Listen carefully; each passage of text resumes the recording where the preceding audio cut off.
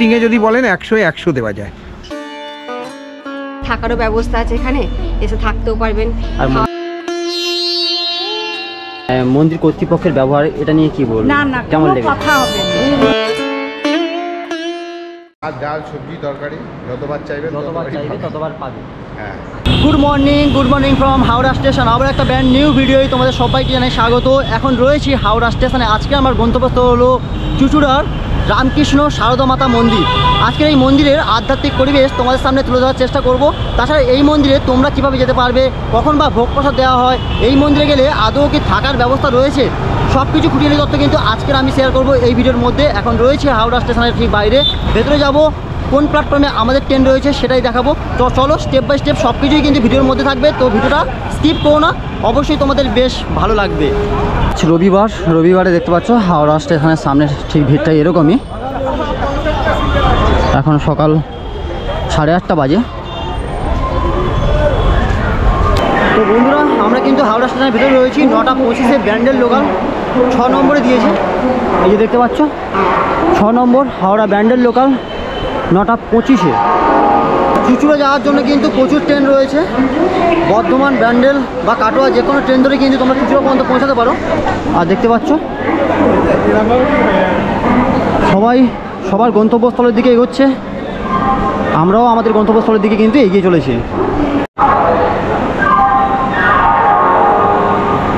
এটা কিন্তু পুরোপুরি ফাঁকা রয়েছে, দেখতে পাচ্ছ অনেকটাই ফাঁকা। যে কোনো একটা কম্পার্টমেন্টে এরকম বসে কিন্তু আরামসে, এরকম সিট দেখতে পাচ্ছ পুরোপুরি ফাঁকা রয়েছে। তোমরা চাইলে যে কোনো একটা সিটে কিন্তু বসে আরামসে যেতে পারবে।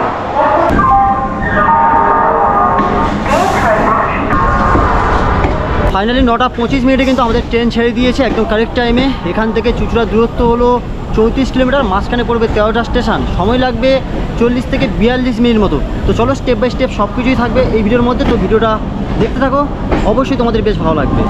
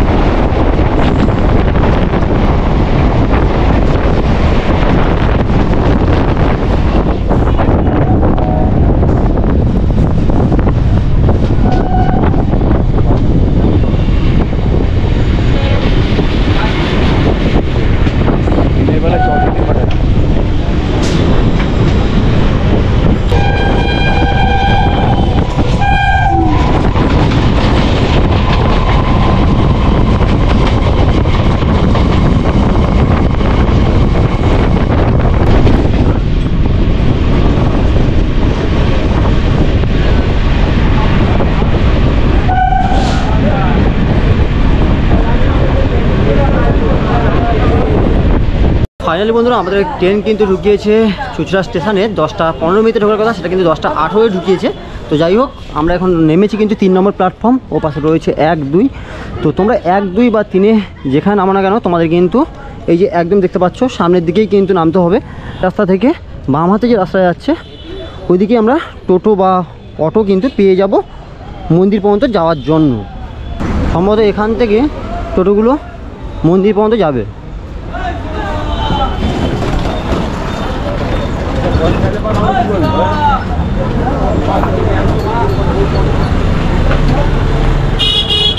এখান থেকে সুগন্ধ মোড় যাচ্ছে, কোনটা যাবে? যাবে সুগন্ধ মোড়। এখান থেকে কত ভাড়া গো দাদা? সুগন্ধ মোড় এখান থেকে 10 টাকা। 10 টাকা ভাড়া। কতক্ষণ টাইম লাগবে? 6 মিনিট 7 মিনিট 10 মিনিটের মধ্যে। সবসময় অটো অ্যাভেলেবেল থাকে? হ্যাঁ, গাড়ি সবসময়। সকাল কটা থেকে কটা পর্যন্ত থাকে এখানে?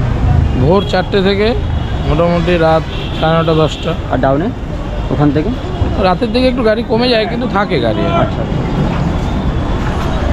তো এখান থেকে আমাদেরকে যেতে হবে সুগন্ধ মোড়, আর ওখান থেকে তোমাদেরকে দেখাচ্ছি স্টেপ বাই স্টেপ কীভাবে যাচ্ছি। তো 10 টাকা ভাড়া নিচ্ছে, সময় লাগবে 6 মিনিট মতো। তো চলো অটোতে উঠে বসা যাক, তারপর স্টেপ বাই স্টেপ তোমাদেরকে দেখাচ্ছি। চুঁচুড়া স্টেশন থেকে কিন্তু অটো ধরে নিয়েছি, এখান থেকে সুগন্ধ মোড় পর্যন্ত যাবো। ভাড়া নিলে 10 টাকা, সময় লাগবে 6 মিনিট মতো।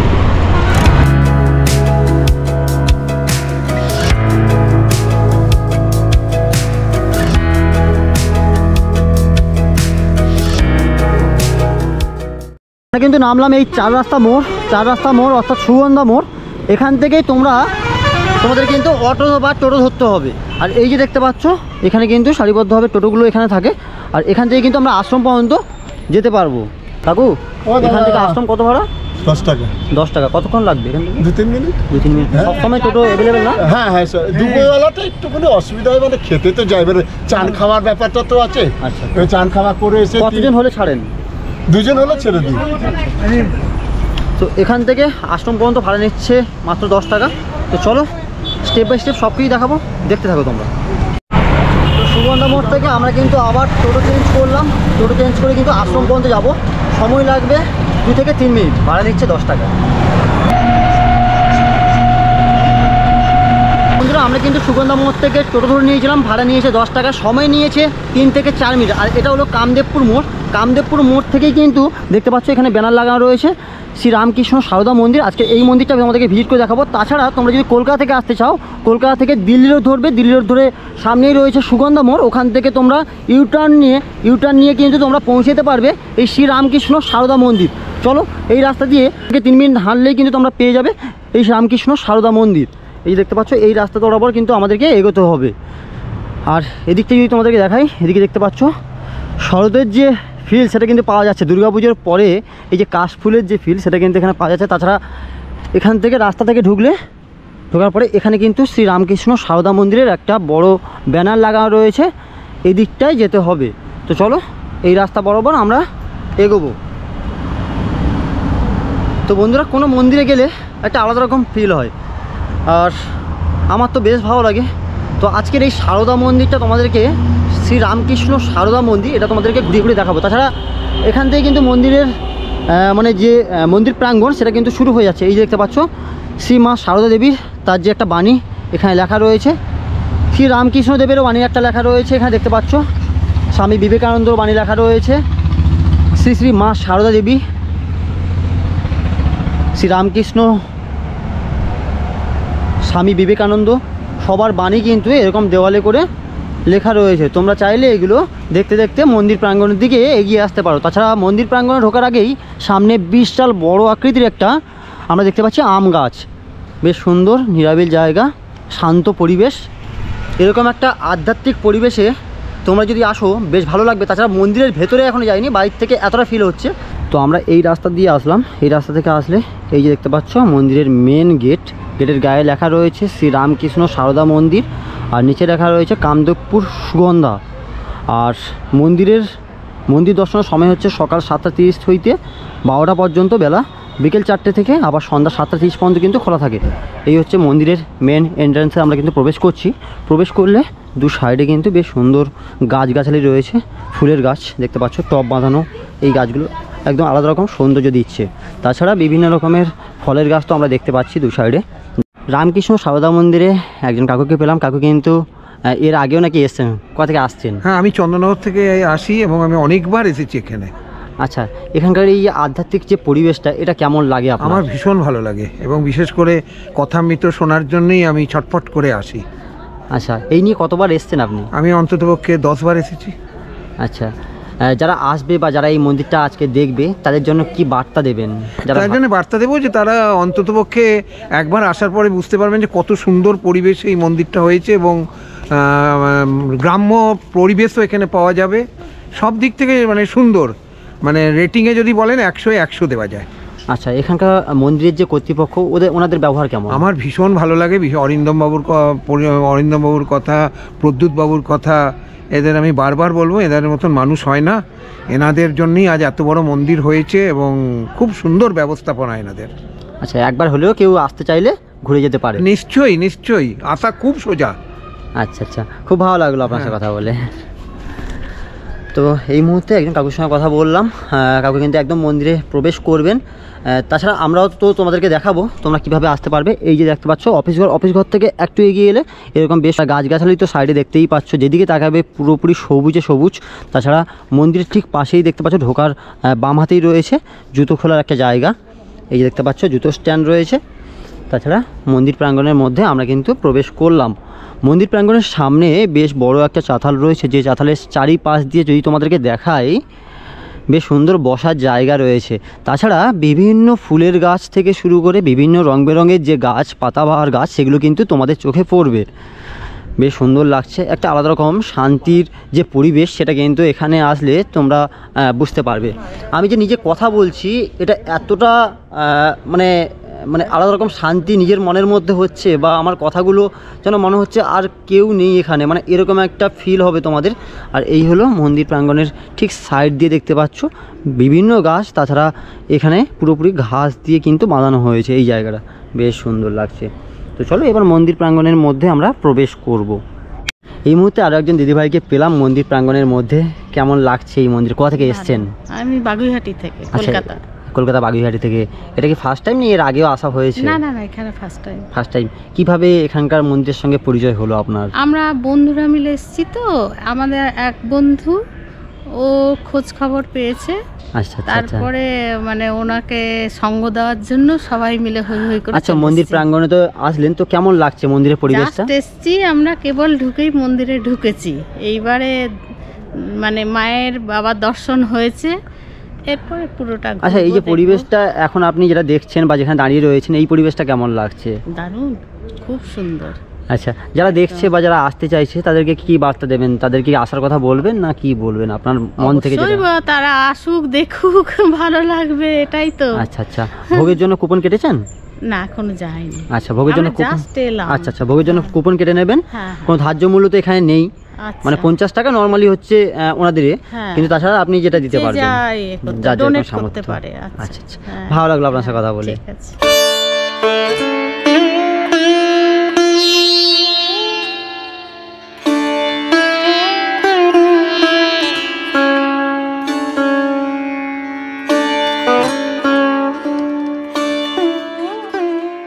তোমার নাম কি? শুভজিৎ মন্ডল। তোমার নাম কি? সঞ্জু মাস। তোমার নাম কি? সৌমদীপ দাস। তোমার নাম কি? সাগর মুর্মু।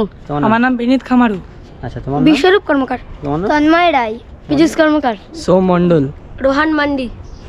এই যে দেখতে পাচ্ছ সব ছোট ছোট ভাইরা কিন্তু এখানে পড়াশোনা করে, এখানে থাকে। বাড়ির কথা মনে পড়ে না? না। আচ্ছা, ভালো লাগে এখানকার পরিবেশ না? আচ্ছা, সবাই একসঙ্গে মিলেমিশে থাকো নাকি? আচ্ছা, তো বন্ধুরা, শ্রী রামকৃষ্ণ সারদা মন্দির, এই যে গেটটা সামনে, তাছাড়া এই যে গেটটা দেখতে পাচ্ছ, এই গেটটা হলো শ্রী শ্রী মায়ের বাগান। দেখতে পাচ্ছ লেখাই রয়েছে শ্রী শ্রী মায়ের বাগান।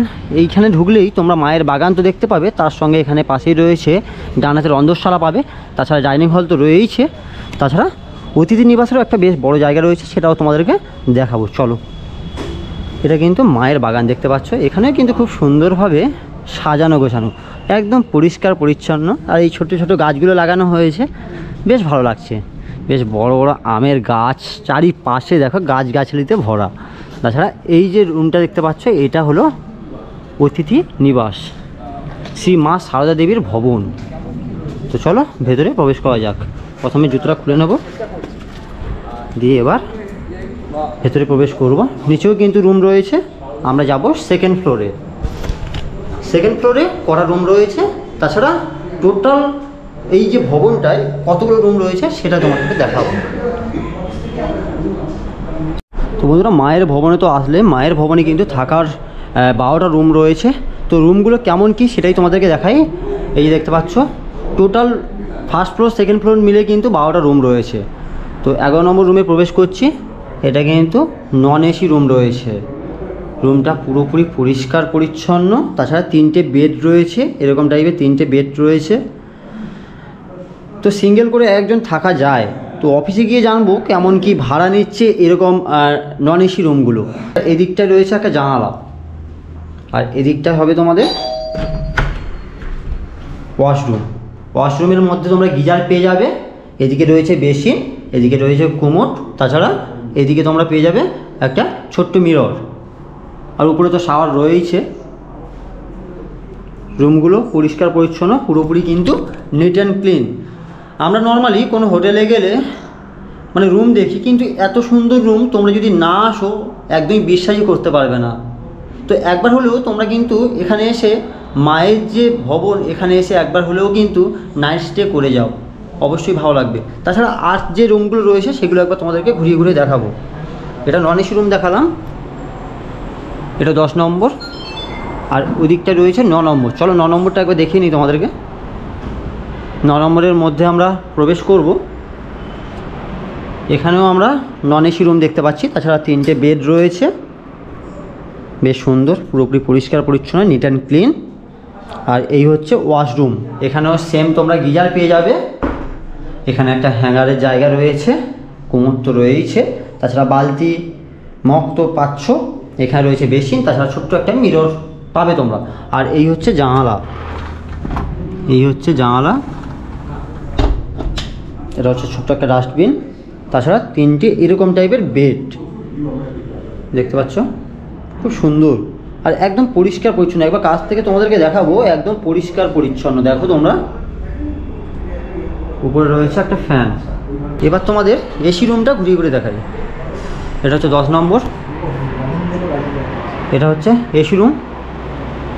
তোমরা পেয়ে যাবে এখানে এসি, তাছাড়া এরকম 2টো বেড রয়েছে ছোট ছোট, যেগুলো সিঙ্গেল বেড হিসাবে আমরা জানি। তাছাড়া এখানে একটা ডবল বেড রয়েছে, সবগুলো পিলো দেওয়া রয়েছে, এগুলো সিঙ্গেল করে পিলো পাবে, এটা হচ্ছে ডবল পিলো পাচ্ছ।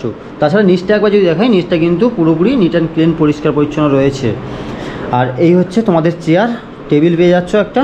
এখানে আবার একটা ড্রয়ারও রয়েছে সম্ভবত, এই দেখো, চাইলে কিছু রাখতে পারবে। আর এই হচ্ছে জানালা, জানালাটা খুললেই বাইরে গাছগাছালিতে ভরা, বেশ সুন্দর। তাছাড়া এখানেও কিন্তু তোমরা একটা ফটো পেয়ে যাবে, যেখানে রয়েছে রামকৃষ্ণ পরমহংসদেব, এক পাশে রয়েছে মা, এক পাশে রয়েছে স্বামী বিবেকানন্দ। তাছাড়া এই হচ্ছে মেন ওয়াশরুম। ওয়াশরুমটা তোমাদেরকে দেখাবো। সামনেই ঢুকলে এখানে একটা ছোট্ট মিরর, বেসিন পেয়ে যাচ্ছ, আর এই হচ্ছে কোমর, বেশ সুন্দর, পরিষ্কার পরিচ্ছন্ন।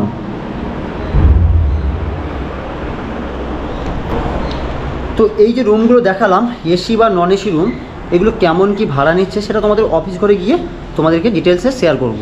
তো চলো, এই হলো রামকৃষ্ণ মিশন পল্লীমঙ্গল সামগ্রীর কাউন্টার, যেখানে তোমরা স্বনির্ভর গোষ্ঠীর সাহায্যে কিন্তু তৈরি করা হয় বিভিন্ন রকমের পণ্য। দেখতে পাচ্ছ ব্যাগ থেকে শুরু করে ধূপ থেকে শুরু করে এখানে কিন্তু রয়েছে আচার। এপাশে তোমরা পেয়ে যাবে বিভিন্ন রকমের আচার পেয়ে যাবে, তাছাড়া তেল পেয়ে যাবে, এদিকে বড়ি রয়েছে, ঘি রয়েছে, বিভিন্ন রকমের পণ্য কিন্তু তোমরা এখানে পাবে। এই যে বিভিন্ন রকমের দেখতে পাচ্ছ ব্যাগ রয়েছে, সব নিজে হাতেই কিন্তু তৈরি করা, নিজেরাই তৈরি করে। আচ্ছা, এগুলো ছাড়া আদার্স কী কী পাওয়া যায় এখানে?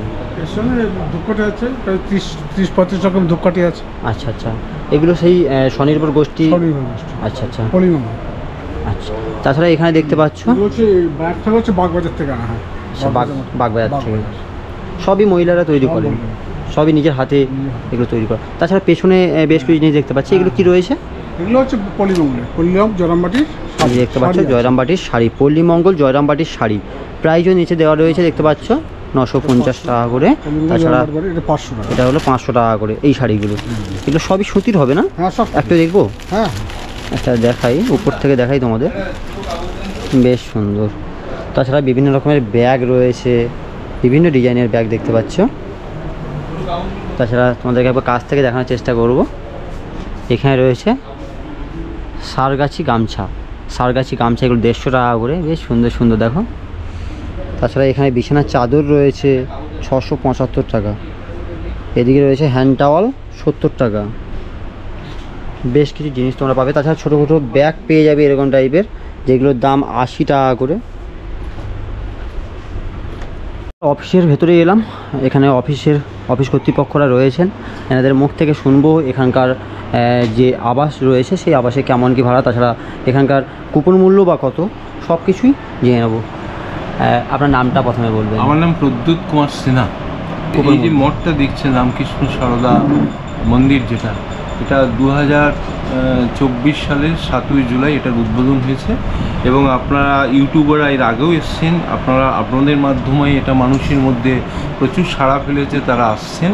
এবং আমাদের এখানে ডে টু ডে যে ব্যাপারটা আছে, সেটা আমাদের দুটো নির্দিষ্ট ফোন নম্বর আছে, সেই ফোন নম্বরে মানুষ ফোন করেন, সেটা ডে টু ডে প্রসাদের জন্য। দুপুরবেলা আমাদের প্রসাদের একটা ব্যবস্থা আছে, সেই প্রসাদের এমনি নির্দিষ্ট কোনো মূল্য নেই, ওটা অ্যাজ ডোনেশন মানুষরা দেন, আমরা তাকে নির্দিষ্ট রসিদ দিয়ে দিই এবং তার বিনিময়ে তার একটা কুপনও পান তিনি।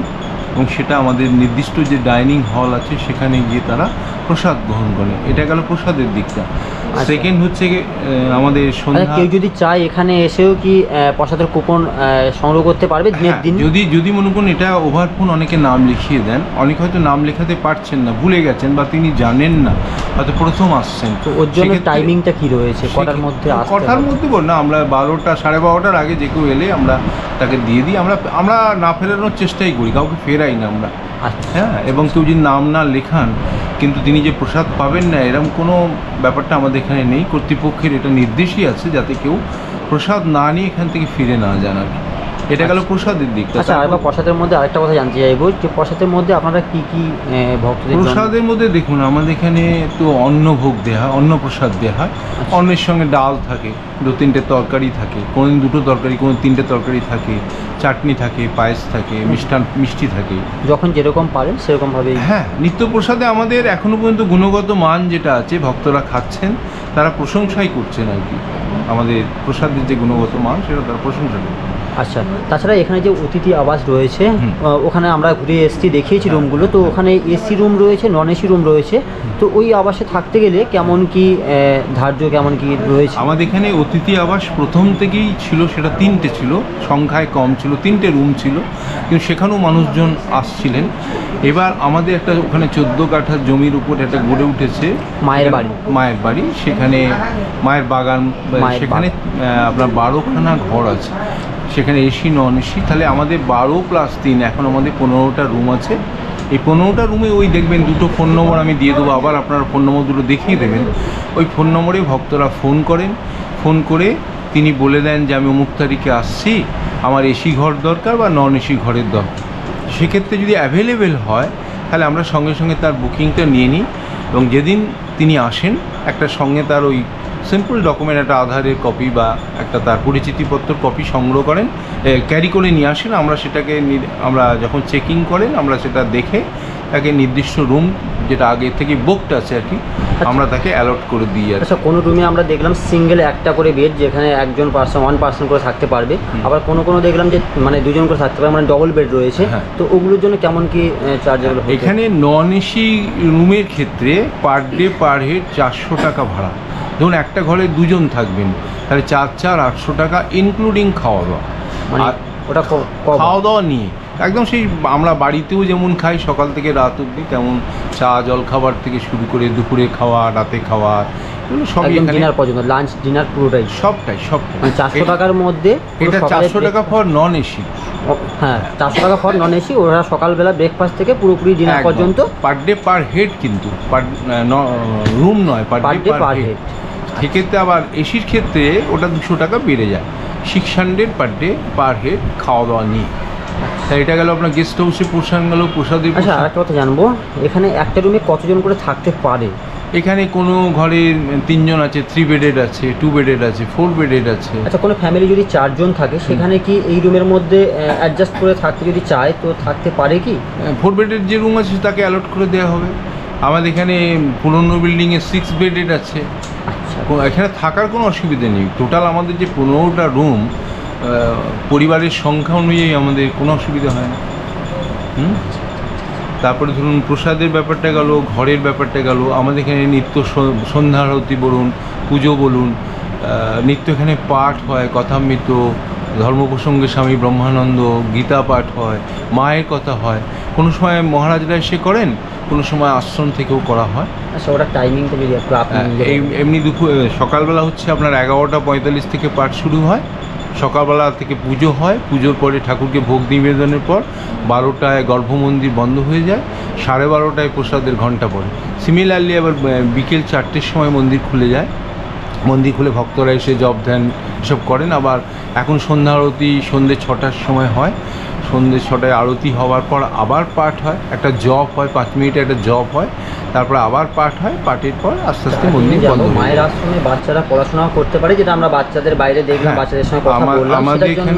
আমাদের এখানে এই মুহূর্তে 9 জন বাচ্চা আছে যারা আশ্রমিক পরিবেশে তারা বড় হচ্ছে। এখানে তারা সরকারি স্কুল, এই পাশেই কামদেবপুর আর যাদবপুর বলে 2টো স্কুল আছে, সেখানে তারা পড়াশোনা করে। এবং তার বাইরে এখানে আমাদের শিক্ষক রেখে তাদেরকে আরও পড়ানো হয়, যে পড়ানোর ক্লাসগুলো স্কুলে করায় সেগুলো আবার এখানে শিক্ষকরা এসে পড়ান, প্লাস তারা এখানে গীতা পাঠ করে, এখানে আরাত্তিকা অংশ নেয়, মানে বলতে গেলে একটা আশ্রমিক পরিবেশে তারা এখানে বড় হচ্ছে। আমার যদি চায় কোনো বাচ্চাকে এরকম আশ্রমে পড়ানোর চিন্তা ভাবনা নেয়, তাদের জন্য কি ব্যবস্থা রয়েছে? হ্যাঁ, তাদের জন্য ব্যবস্থা বলতে আমরা যে কোনো বাচ্চা এলেই আমরা নেব না। আচ্ছা, আমরা যে বাবা মায়ের পয়সা আছে মনে করুন, তারা হয়তো অন্য জায়গায় রেখে পড়াশোনা করাতে পারেন, সেরকম কোনো বাচ্চাকে আমরা নেব না। এমন বাচ্চাকে আমরা নেব যার মা বাবারা সত্যি সত্যি তারা অর্থনৈতিকভাবে একটু দুর্বল আছেন, এবং ছেলেটিকে একটু দেখে নেব মেধা আছে কিনা, মানে একটা আমরা সিম্পল পরীক্ষা করব, মানে বেসিক যে পরীক্ষাগুলো বলতে পারেন অ্যাডমিশনের আগে, সেই পরীক্ষাগুলো আমরা করব।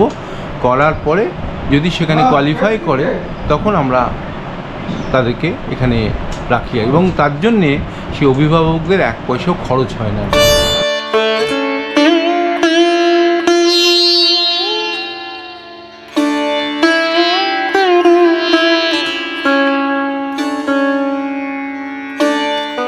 মায়ের যে অমৃতবাণী সেটা কিন্তু হচ্ছে। তো চলো একবার তোমাদের মায়ের অমৃতবাণীটা তোমাদেরকে শোনাই।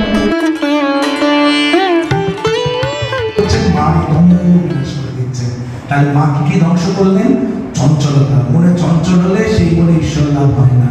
কুটিলতা, নির্দয়তা, দম্ভ, আর কি কামনা, হিংসা আর লোভ, এই সব কিছু ধ্বংস করছেন। বাসকালের পরে রাক্ষসটার নাম হচ্ছে বিড়ালাক্ষ। এই নামটাও কেউটিতে আমরা বারবার পাই। বিড়ালাক্ষ হচ্ছে অত্যাধিক ধূর্ততা ও লোভ, ধূর্ত ধুরন্ধর। কি করে মানুষকে ঠকিয়ে টাকা রোজগার করবে? আচ্ছা, টাকা কি হবে বললাম, কালকে সকালটা আমার আসবে, তার কোনো গ্যারেন্টি আছে? ওই টাকা কি হবে? মন্দিরে যারা ভাবছে যে এই মন্দির প্রাঙ্গণে আসবে, যারা ভিডিওটা দেখছে, তাদের জন্য কি বার্তা দেবেন? তারা আসুক, না আসলে তো এই মন্দিরের আরো উন্নতি হবে না, লোকে জানতে পারবে না এখানকার ব্যবস্থা কি, দেখলে এখানে এসে ভালো লাগবে তাদের। বন্ধুরা, মন্দিরে তো পুজো পাঠ কমপ্লিট হলো। পুজো পাঠ করার পরে তোমাদের মন্দির প্রাঙ্গণটাও ঘুরিয়ে ঘুরিয়ে দেখালাম। তাছাড়া এখানকার যে গেস্ট হাউস সেটাও তো তোমাদেরকে ঘুরিয়ে ঘুরিয়ে দেখেছি। তাছাড়া এবার তোমাদের ডাইনিং রুমে নিয়ে যাব। এখানকার যে মহাভোগ প্রসাদ সেটাই তোমাদেরকে গ্রহণ করাবো, বা আমি করব, তোমাদেরকে দেখাবো। তো চলো এখন যাই ডাইনিং রুমে। আর এই হচ্ছে কুপন, আমরা কুপন কেটেছিলাম। এরকম সামর্থ্য সেরকম টাকা দিয়েই কিন্তু তোমরা এখানকার যে ভোগ প্রসাদ সেটা কিন্তু গ্রহণ করতে পারো। তো এরকম আমরা এবার একটা কুপন দিয়েছে, এই কুপন দেখাবো, দেখেই আমরা ডাইনিং রুমে। এই হচ্ছে ডাইনিং রুম, মায়ের বাগান। মায়ের বাগানের ঠিক পাশেই কিন্তু এই ডাইনিং রুমটা রয়েছে, যেখানে এখন আমরা প্রবেশ করব। আচ্ছা, এখানে দেখানোর পরে ঢুকতে হবে, তাই তো? হ্যাঁ, কুপনটা এখানে আচ্ছা, একসঙ্গে কতজন বসে এখানে ভোগ প্রসাদ গ্রহণ করতে পারে? আমাদের অ্যাট এ টাইম এই মুহূর্তে 125 জন বসতে পারে একটা। পুরোপুরি চেয়ার টেবিলের ব্যবস্থা? হ্যাঁ হ্যাঁ, 125 জন একসঙ্গে বসে ভোগ প্রসাদ গ্রহণ করতে পারে। একসঙ্গে 125 জন এক জায়গায় বসে কিন্তু ভোগ প্রসাদ গ্রহণ করতে পারে। দেখতেই পাচ্ছ দু সাইডে এরকমভাবে চেয়ার টেবিল রয়েছে। তো বন্ধুরা, মন্দির প্রাঙ্গণ তো তোমাদেরকে দেখালাম, তারপরে চলে এলাম এখানকার ভোগ গ্রহণ করতে। এখানকার যে সেই অমৃত ভোগ সেটাই গ্রহণ করব আর তোমাদের সামনে দেখাবো। তো এখন দেখতে পাচ্ছ ভোগ দেওয়া শুরু হয়ে গেছে। এখানে অনেকগুলো শাড়ি বসছে, সব কিন্তু টেবিল চেয়ারের ব্যবস্থা করা হয়েছে। এদিকেও কিন্তু বেশ কয়েকটা শাড়ি বসছে। তো এখন চলে এলো পাতা আর সঙ্গে জলের গ্লাস। প্রথমেই ভাত, অন্ন, অনেকটা করে অন্ন, অনেক বেশি হয়ে গেছে অন্ন। প্রথমে চলে এলো পাতা আর জল, তারপরে দিয়ে দিল অন্ন।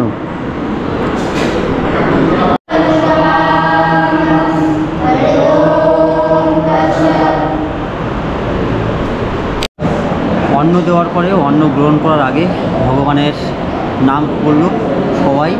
ভগবানের নাম করার পরেই সবাই কিন্তু এই অন্ন গ্রহণ করছে।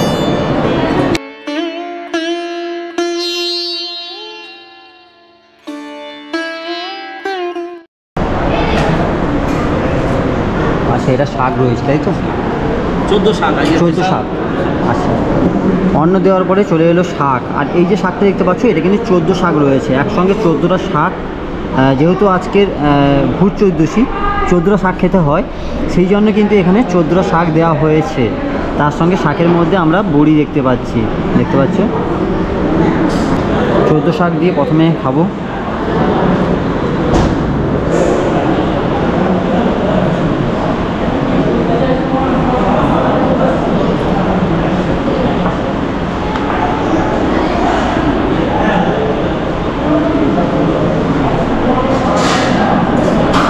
বেশ ভালো। 14 শাক দিল, 14 শাকের পরে চলে এলো ডাল।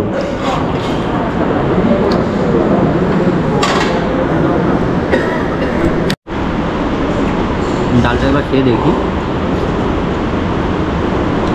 বেশ ভালো লাগছে। যে কোনো মন্দিরের ভোগ প্রসাদ খুব তৃপ্তি করে কিন্তু খাওয়া যায়, অনেকটাই অমৃতের মতো কিন্তু ফিল হয়। শাকের পরে চলে এলো, এটা কি রয়েছে? পাঁচ মিশালি মিক্সড ভেজ রয়েছে, 5 মিশালি সবজি কিন্তু দেখতে পাচ্ছ। ডাল দিল, প্রথমে শাক দিল 14 শাক, তারপরে দিল ডাল, তারপরে দিয়েছিল মিক্সড ভেজ সবজি 5 মিশালি। এবার 5 মিশালি সবজিটা এটাই তোমাদেরকে, এতে কিন্তু অনেক কিছু দেওয়া রয়েছে, আলু রয়েছে, বরবটি রয়েছে, তার সঙ্গে এটা রয়েছে সম্ভবত ঝিঙে, হ্যাঁ ঝিঙে রয়েছে, সব রকম সবজি দিয়ে কিন্তু একটা 5 মিশালি সবজি দেওয়া হয়েছে। একবার খেয়ে দেখি। ভাত দেবো, একদম আলাদা রকম টেস্ট। একটু ভাত। ভাত কি যতবার চাইবে ততবার দেবে? একদম, ভাত ডাল সবজি তরকারি যতবার চাইবে ততবার পাবে। হ্যাঁ, আচ্ছা আচ্ছা আচ্ছা। ঠিক আছে। তো এই যে দেখতে পাচ্ছ আগে যে অন্ন দিয়ে গেল, অন্ন তোমরা যতবার চাইবে তার সঙ্গে যে সবজিগুলো রয়েছে যতবার চাইবে ততবার কিন্তু পাবে।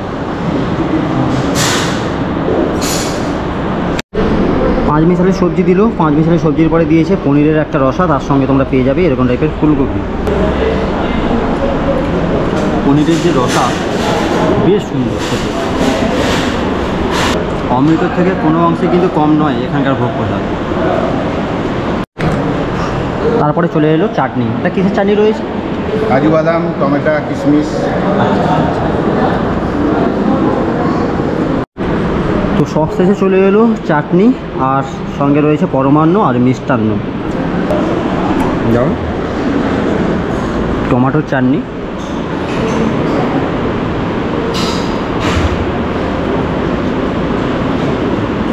তো চলো এবার তোমাদেরকে পরমান্ন খেয়ে দেখি পরমান্ন কেমন খেতে।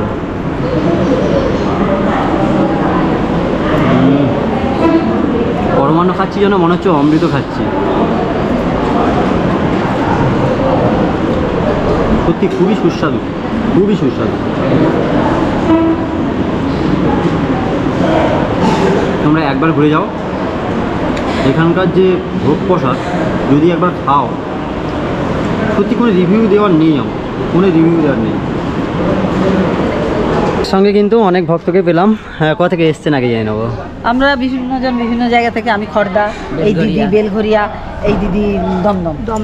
আচ্ছা, সবাই বিভিন্ন জায়গা থেকে এসছেন। আচ্ছা, এটা কি ফার্স্টবার আসা হলো না এর আগেও? সবার ফার্স্টবার আসা হয়েছে। আচ্ছা, কেমন লাগছে? এখানে কি আজকে স্টে করছেন না? না না, বাড়ি চলে। আচ্ছা, একদিনের জন্য মন্দির ঘুরেই বেড়াই। আচ্ছা, এই খুব ভালো লাগে, নিট অ্যান্ড ক্লিন, বাড়ির মতো। আচ্ছা, এখানকার যে মন্দির কর্তৃপক্ষের ব্যবহার, এটা নিয়ে কি বলবো? না না, কেমন লেগেছে? কথা হবে না, কর্তৃপক্ষ বললে কর্মচারী, সব কর্মচারী বৃন্দ খুব ভালো। আচ্ছা, যারা আসবে বা যারা দেখছে ভিডিওটা, তাদের জন্য কি বার্তা দেবেন আপনারা? সবাই আসুন, দেখুন। এখানে প্রসাদ ব্যবস্থা প্রচন্ড ভালো, খুব ভালো খাওয়া দাওয়া। আচ্ছা, এখানে এই মাত্র তো ভোগ প্রসাদ গ্রহণ করলেন, তো ভোগ প্রসাদ কেমন সেটা নিয়ে যদি ভালো, খুব ভালো বলছি তো, কোনো কথা হবে না। আচ্ছা আচ্ছা, একদম বাড়ির মতো, বাড়ির মতো পুরো তৃপ্তি করে খাওয়া গেল না? হ্যাঁ হ্যাঁ হ্যাঁ। মানে ভোগ প্রসাদ নিয়ে তো এক্সট্রা ভাবে কোনো রিভিউ হয় না, কিন্তু সেই তুলনায় খুবই ভালো। একদম পুচকি ভক্ত দেখতে পাচ্ছ এখন দোল খাচ্ছে। বাচ্চাদের জন্য এরকম সুন্দর সুন্দর দোলনা রয়েছে, বাচ্চা বড় সবাই কিন্তু এখানে আনন্দ করতে পারে। কেমন লাগছে? ভালো লাগছে। তোমার কি নাম? আচ্ছা, কেমন আছেন? খুব ভালো। আচ্ছা আচ্ছা, এটা কি ফার্স্ট টাইম আসা হলো না এর আগে? না না, এর আগে এসেছি, 2-3 বার এসেছি। আসলে আমার এখানেই বাপের বাড়ি, এখানে আসা হয়, বাপের বাড়িতেও আসা হয়, এখানেও ঘুরতে আসা হয়। আচ্ছা, কেমন লাগে এই মন্দির? খুব ভালো, খুবই ভালো। আচ্ছা, ভোগ প্রসাদ নিশ্চয়ই গ্রহণ করেছেন? হ্যাঁ হ্যাঁ হ্যাঁ। কেমন লেগেছে? হ্যাঁ, খুবই ভালো লাগলো, সব রকমই আছে, মানে সবজি ডাল ভাত যা বলবেন, খুবই ভালো। আচ্ছা, এখানকার যে মন্দির প্রাঙ্গণটা, এখানকার পরিবেশটা কেমন লেগেছে আপনার? খুবই সুন্দর, এখানে মন থেকে বলবেন? খুবই সুন্দর, মানে দারুণ যাকে বলে এক কথায়। আচ্ছা, যারা ভাবছে যে এই মন্দিরে আসবে আপনার কথা দেখে বা আপনার ভিডিও দেখে, তো আপনি তাদের কাছে কি বার্তা দেবেন এই মন্দির সম্বন্ধে? আমি তো বলবো একবার হলেও এখানে আসা দরকার, মানে উচিত আর কি। এখানে মায়েরও মানে দেখা পাওয়া যাবে আর কি, সাক্ষাৎ দেখা হবে না আর কি, মাকে অনুভব করাও যাবে এখানে এসে, আর থাকাও যাবে, মানে খাওয়াও যাবে, থাকারও ব্যবস্থা আছে এখানে, এসে থাকতেও পারবেন।